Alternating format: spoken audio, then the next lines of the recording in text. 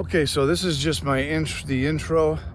I'll call it part one, and I am reading off of a little. It's actually just a little piece of paper that I wrote on just to get some, just so I don't forget everything. There's been a lot. Anyway, in around 2009, I experienced head zaps and sensations in my head. This is where all this really started. By 2010, my health was starting to fail. Doctors had mentioned the reasons for the brain fog could be severe dehydration. So watch out for that one. If your body's dehydrated, figure it out. It could be more, could be less, could be just you need some electrolytes in your body. Okay, so by 2013, I was starting to show signs of digestive slowing down. My digestive tract was starting to show signs of being damaged for some unknown reason. It was inflammation is what it was. By 2014, 2015, I had dropped 25% or better of my body weight. That's a lot. So you're looking at a 200-pound man drop down to about 150 pounds. It was really bad.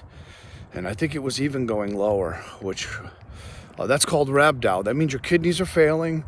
And when the weight drops like that, you're in big trouble. And kidney failure was happening on and off so many times. My kidneys were failing me, which was no fun. It was painful and it was scary.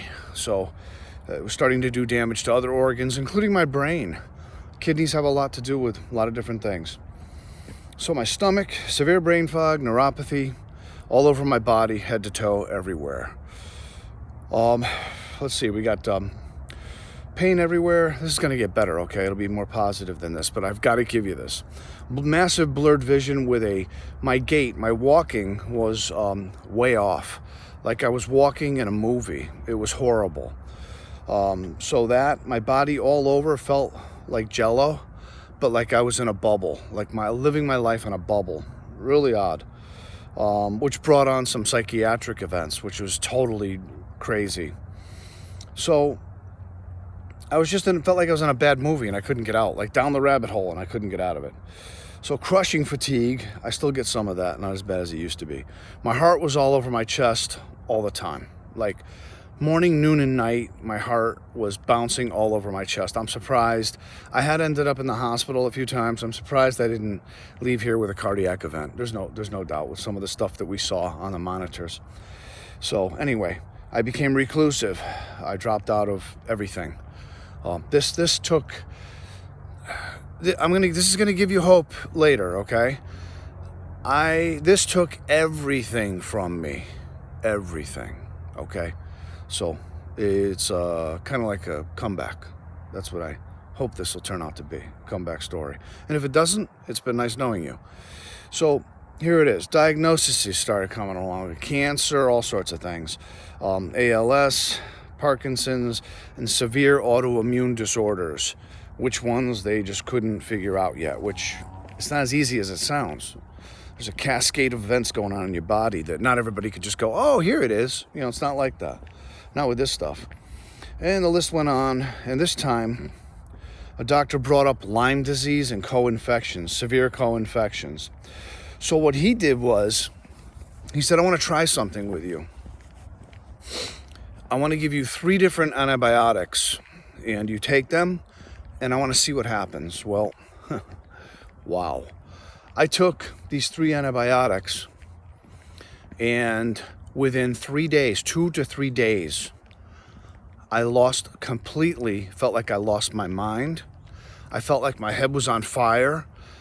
I felt like my heart, I ended up in the hospital. Everything just in my body just went haywire. It was a cytokine storm that was that's a storm in your body when your immune system is trying to fight something and it doesn't know what to do next. It was insane. So I called the doctor one day while I was freaking out, and I said, wow, what's going on with my body? I feel like I'm going to pass out. He said, go to the hospital. And he knew what it was right away. It was a Herxheimer reaction. It's a die-off reaction from the Lyme and the co-infections, which can kill you. Well, they're proving all that now. but it's too bad because there's so many people that have passed, didn't even know what they had.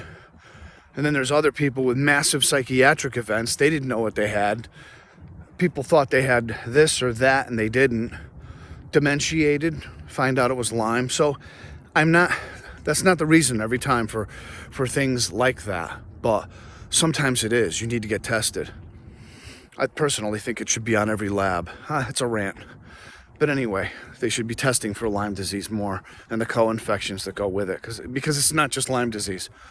So I tried to find ways to get rid of these sensations, and nothing would work. It was killing me, is all it was doing. I stopped taking the antibiotics because I couldn't handle them. I was an antibiotic failure. Then I went back on them again because I had no choice. I was sliding even more. So I started taking the antibiotics again with an herbal blend on top of that. Torture for 2.5, 3 years. Torture. There was no torture that I could experience that was, I'm not going to compare forms of torture. This was awful. So it was taking me slowly and painfully, just taking me. So I tried to find ways to absorb it. I started doing all sorts of things, including coffee enemas. I sat in a hyperbaric chamber, a home oxygen tent type of thing, 2,150 days in a row. I sat. Very few days off on that, just to try to kill the Lyme. The problem was, as I was killing Lyme, it had nowhere to go. And these co-infections, these dangerous forms of co-infections, so they were still invading my organs and taking me over. So I had to figure out, how do I get rid of this stuff? Well, that's why I'm making these videos. And that's why these videos you're going to see, some are very aggressive. You talk to your doctor. Do not take anything I say as doctor's advice, please. I am not, obviously. Okay? I'm just a guy that survived so far. I'm still fighting. So the reason to put it out there is, well, like I said to my kids, the reason I want to put this out there is because if I don't end up here, I saved my life for almost, a decade now, just by doing my own home remedies and things that helped me. And I don't seem that bad. I mean, I'm not that bad as I used to be. I'm still sick. And I know I don't like that word, but it is what it is. I'm still not well, and I'm trying to get better. So you're fighting. And I can live with that. But now my attitude is, why not help other people that are falling and they don't know what this is, or they just found out? What do you do? So that's why I'm here doing these. This introduction turned out to be a little longer than I thought. I don't like 8, 9, 10-minute videos, because if you're sick, if you're in a bad way, to sit and watch this, it becomes ridiculous, redundant. Anyway, that was part 1. Much more to come.